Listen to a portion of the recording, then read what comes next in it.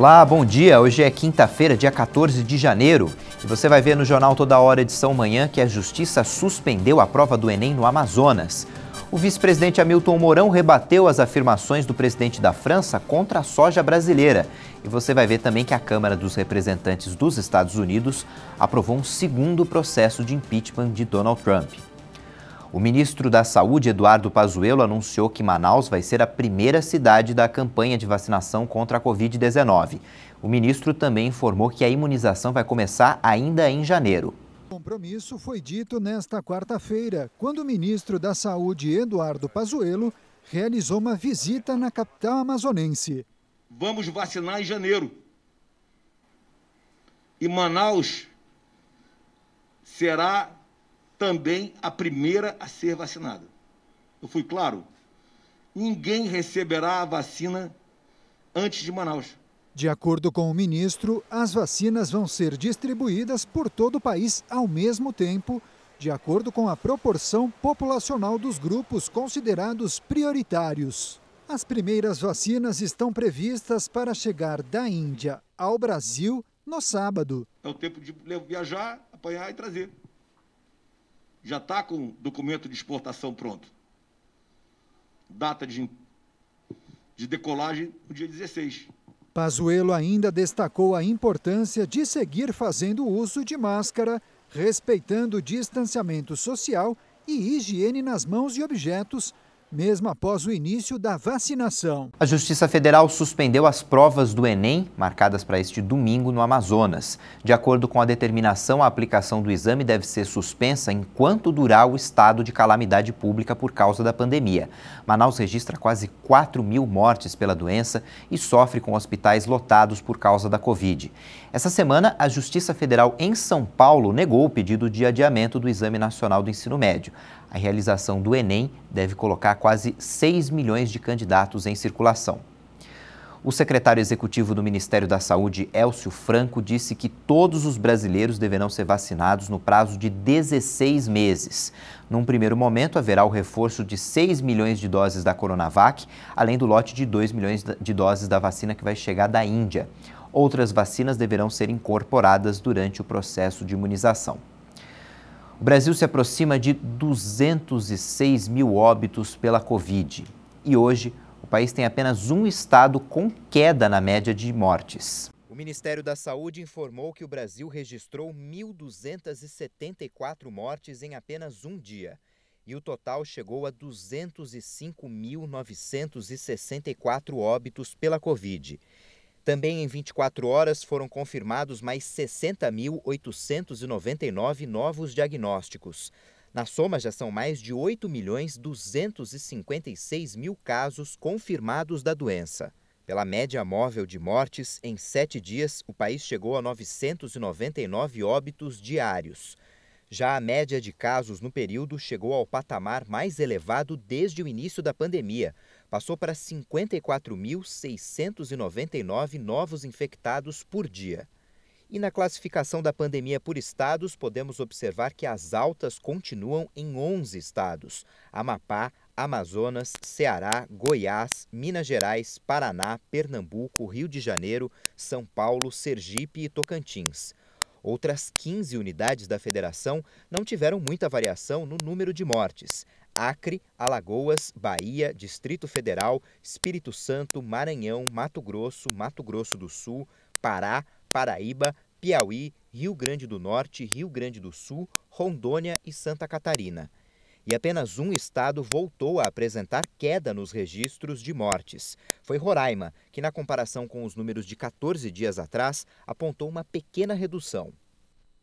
O governo de São Paulo decidiu antecipar a reclassificação do plano da quarentena. A mudança seria no começo de fevereiro, mas foi adiantada para sexta-feira.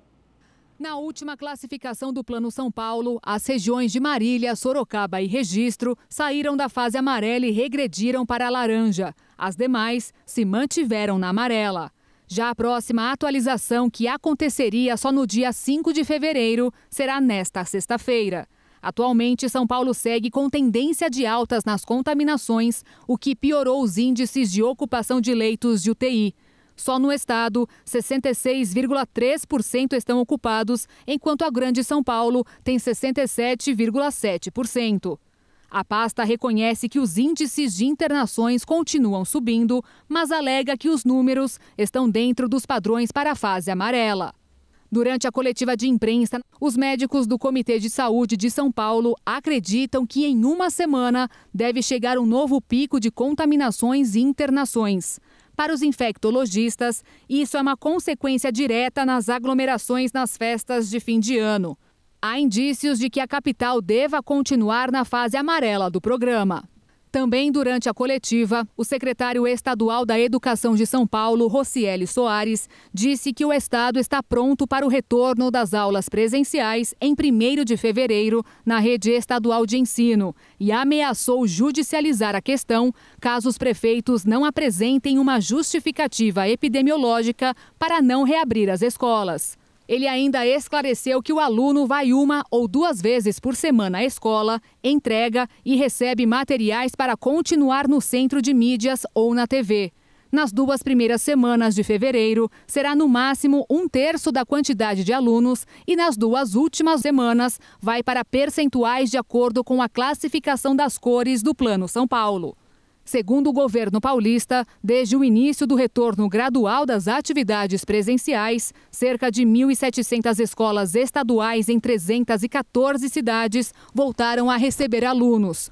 800 escolas só na capital. A China anunciou ontem que a primeira morte por coronavírus foi registrada no país depois de 8 meses. A China tenta frear a segunda onda da doença. Agora há pouco, especialistas da Organização Mundial da Saúde chegaram a Wuhan para investigar a origem da pandemia. E atualizando agora os dados do coronavírus, em todo o mundo, 92.413.000 pessoas já foram contaminadas. E de acordo com o levantamento da Universidade Johns Hopkins, 1.979.000 pessoas morreram. O prefeito do Rio de Janeiro, Eduardo Paes, decidiu revogar a presença do público nos estádios de futebol.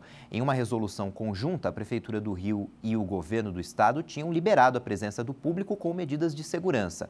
Numa rede social, Paes disse que as restrições estavam tecnicamente corretas, mas que seria impossível, quase impossível, fiscalizá-las. O vice-presidente Hamilton Mourão reagiu à declaração do presidente da França, Emmanuel Macron, de que a Europa vai ter sua própria soja. O líder francês tinha associado a soja brasileira ao desmatamento da Amazônia. O vice-presidente Mourão disse que o chefe de Estado francês desconhece a produção de soja no Brasil. Na terça-feira, em suas redes oficiais, o presidente francês afirmou que continuar a depender da soja brasileira seria apoiar o desmatamento da Amazônia. No vídeo publicado em sua conta oficial do Twitter, Emmanuel Macron fala em não depender mais da soja brasileira e produzir o grão na Europa. Nós somos coerentes com nossas ambições ecológicas. Estamos lutando para produzir soja na Europa, disse o chefe de Estado francês. Sur de la forêt détruite au Brésil, nous ne sommes pas cohérents avec nous-mêmes. Questionado sobre as declarações, Mourão afirmou em francês que Macron não estava bem e disse que o presidente francês desconhece a produção de soja no Brasil. Disse ainda que a nossa produção de soja é feita no Cerrado ou no sul do país e que a produção agrícola na Amazônia é muito pequena. Temos que lembrar também que aqui no Brasil, nós temos menos de 8% do país como área dedicada à agricultura e na França é mais de 60% da área da França que é dedicada à agricultura. Então eu acho que nada mais, nada menos, externou aí aqueles interesses protecionistas, dos agricultores franceses, faz parte do jogo político. O setor de serviços registrou a 6ª alta seguida. A alta em novembro do ano passado foi de 2,6% na comparação com outubro. Apesar disso, segundo o IBGE, o setor ainda segue abaixo do nível pré-pandemia. A gente vai para o intervalo, na volta tem a previsão do tempo e você vai ver também como é que está a corrida por votos nas disputas pelas presidências do Senado e da Câmara. Até já!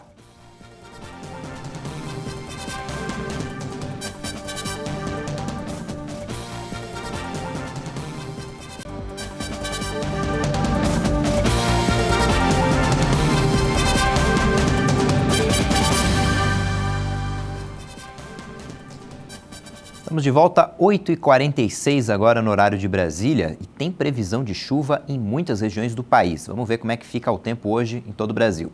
A quinta-feira será mais um dia muito instável na maior parte do país. Uma frente fria se desloca para alto mar na altura da costa do sul do país e deixa o tempo muito instável no leste do Paraná e de Santa Catarina. A chuva deve ser muito volumosa, especialmente entre o Vale do Itajaí e o litoral do estado do Paraná.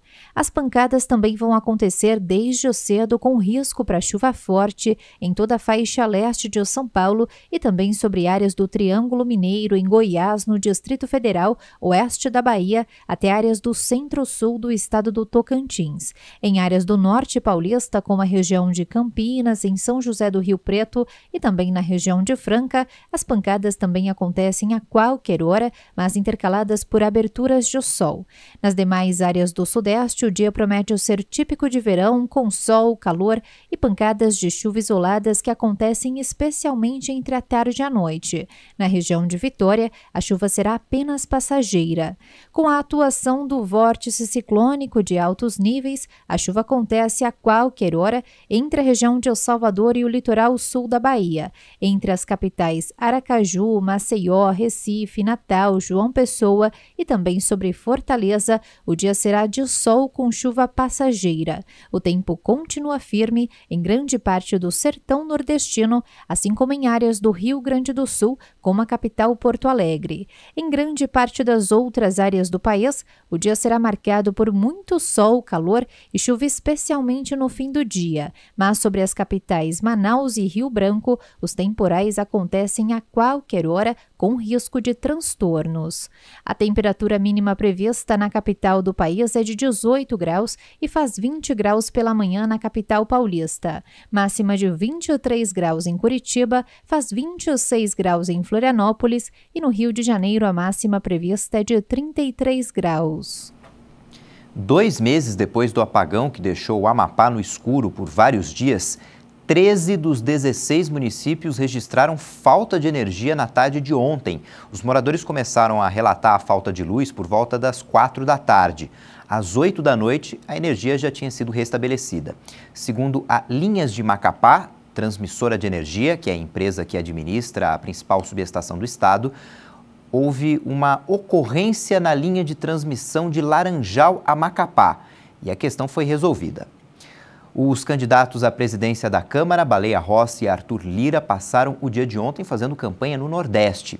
No Senado, a busca por votos é feita nos bastidores. A Câmara dos Deputados deve decidir no próximo dia 18 como será realizada a eleição da nova mesa diretora e do novo presidente da Casa. Para o presidente Rodrigo Maia, a votação terá que ser presencial no dia 2 de fevereiro, mas exceções poderão ser criadas para dar segurança aos parlamentares que pertencem ao grupo de risco, a depender do que for deliberado na próxima segunda-feira. Marcamos a reunião para o dia 18 às 10 horas, para que a gente possa avançar sobre todos esses assuntos que estão colocados. Claro que a votação será presencial, nós já estamos organizando as urnas para que elas fiquem no Salão Nobre e no Salão Verde, para que o espaçamento seja garantido.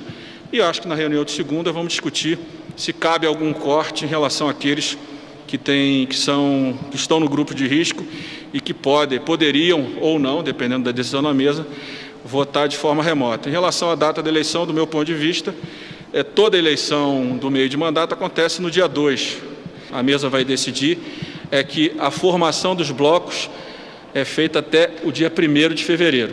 E a votação sempre tem sido no dia seguinte. Na disputa da presidência da Câmara estão os deputados Arthur Lira, do Partido Progressista, Baleia Rossi, do MDB, Capitão Augusto, do PL de São Paulo e André Jajones, do Avante de Minas. Baleia Rossi é apoiado por 11 partidos, sendo PT, PSL, MDB, PSB, PSDB, DEM, PDT, Cidadania, PV, PCdoB e Rede. Inclusive, por infidelidade partidária, o PSL encaminhou processo de desligamento contra 20 deputados.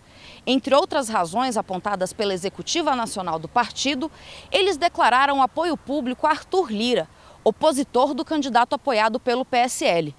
Nesta quarta-feira, o Conselho de Ética do partido se reuniu e deu 5 dias para que os deputados apresentem defesa. Caso eles sejam de fato desligados, Arthur Lira perde um importante apoio, já que estes não poderão votar. Cabe apenas à mesa diretora, à Secretaria-Geral, o registro da decisão dos partidos.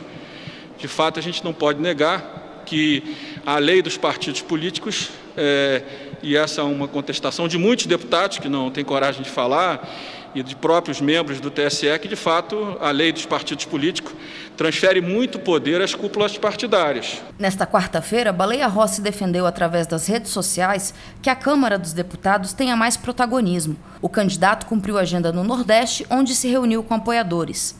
Fazemos parte de uma frente ampla, que são 11 partidos. Acho que desde a redemocratização do país, nós não tivemos um movimento político tão importante, reunindo partidos que às vezes pensam diferente sobre economia, sobre o papel do Estado, mas que, para defender os pilares que alicerçam a nossa candidatura, estão juntos. O deputado Arthur Lira tem o apoio público de Jair Bolsonaro e 8 partidos da Câmara, sendo PL, PP, PSD, Republicanos, PROS, PSC, Avante e Patriota. Também pelas redes sociais, o candidato provocou o adversário e disse que a disputa é simples: personalismo versus previsibilidade. Em busca de mais aliados, o candidato à presidência da Câmara realiza uma extensa agenda pelo país. Nesta quarta-feira, Arthur Lira esteve no Recife. Essa eleição é eleição de deputados, não é eleição de presidentes, nem de líderes, nem de pessoas externas que decidam o voto de cada parlamentar. Então, me sinto muito à vontade, converso diariamente com todos os deputados de qualquer campo da Câmara, de esquerda, de direita, de centro, e sempre respeitamos as diferenças ideológicas e permitimos que no amplo debate cada um possa exercer o seu mandato com plenitude. No Senado também haverá troca na presidência. Os principais nomes na disputa são Simone Tebet, confirmada como candidata pelo MDB nesta terça-feira, e o senador Rodrigo Pacheco, do Democratas. Para vencer, o candidato precisa receber maioria absoluta dos votos, ou seja, apoio de no mínimo 41 dos 81 senadores. A disputa por aliados ocorre ainda nos bastidores. Nesta quarta-feira, Simone Tebet se reuniu virtualmente com membros do PSDB para discutir o apoio. Os partidos Podemos e Cidadania já se posicionaram a favor de Simone Tebet, enquanto o Partido dos Trabalhadores e o Progressista declararam apoio a Rodrigo Pacheco. Contagens informais apontam que a disputa está em 38 votos para Pacheco, 30 para Tebet, enquanto 11 senadores ainda não se manifestaram. A presidência da Casa já esclareceu que a eleição será como manda o regimento interno do Senado, presencial e por meio de cédulas de papel inseridas em envelopes para posterior contagem. Segundo a comunicação do Senado, o assunto já foi discutido pelo plenário da Casa em 2019, quando foi decidido por manter o que manda a norma. Hoje é o último dia para o eleitor justificar a ausência no primeiro turno da última eleição para prefeitos e vereadores.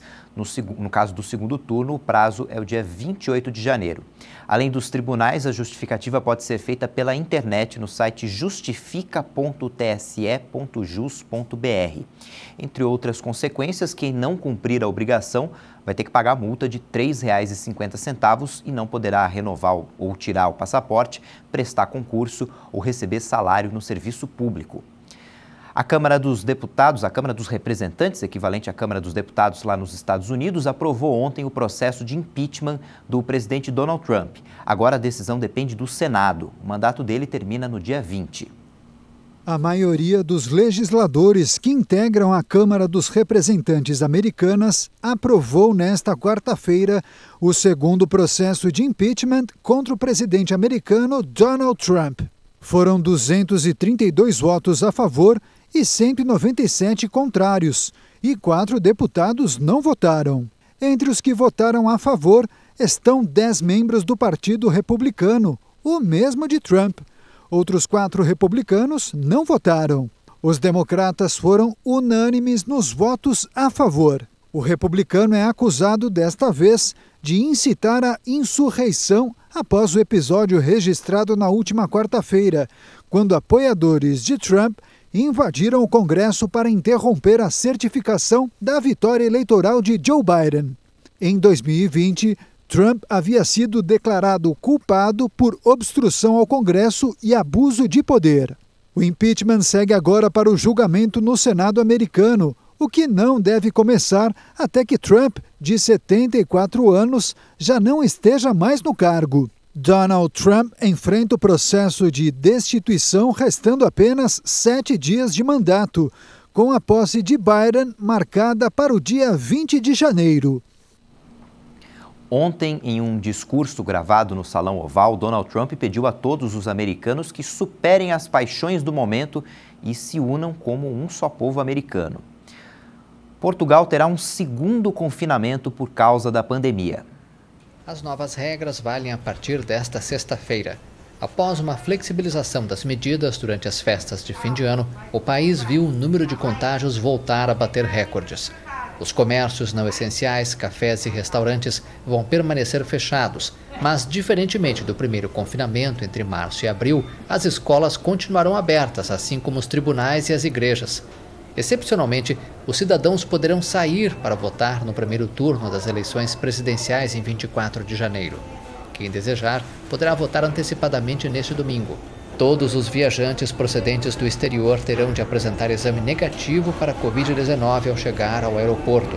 Portugal se manteve relativamente pouco afetado pela primeira onda da pandemia devido a um confinamento total antecipado, mas encontra dificuldades para conter a segunda.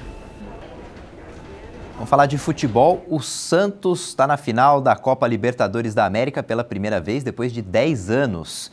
Após empatar o primeiro jogo lá na Argentina em 0-0 com o Boca Juniors, o Santos venceu ontem o time de Buenos Aires por 3-0 jogando na Vila Belmiro.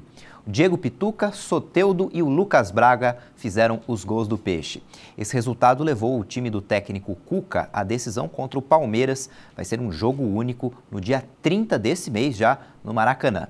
E no Campeonato Brasileiro, o Corinthians goleou o Fluminense na Neoquímica Arena por 5-0. Esse resultado coloca o alvinegro na 8ª posição, perto da zona de classificação da Libertadores, com 42 pontos. O Fluminense está logo na frente, está em 7º com 43 pontos, um a mais do que o Corinthians. Essa edição fica por aqui. Daqui a pouco, às 10 da manhã, no horário de Brasília, você confere outras informações com a Patrícia Velenic. E você pode rever nossas reportagens no YouTube.